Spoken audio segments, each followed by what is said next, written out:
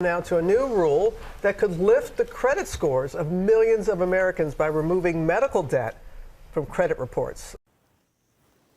Hey guys, welcome back to the channel. This is BKD. So today I want to talk to you guys about the new law that is going to come into effect very soon, and that is, so now your medical bills wouldn't be reported, or it wouldn't affect your credit scores anymore. Neither is it going to be reported to your credit agencies now, which is going to affect your credit reports and whatnot, which is going to affect your loans, your car loans, your personal loans, or your finances, or your mortgages and stuff like that. For some of you guys, this is gonna actually bump your credit scores to about 15 to 20%.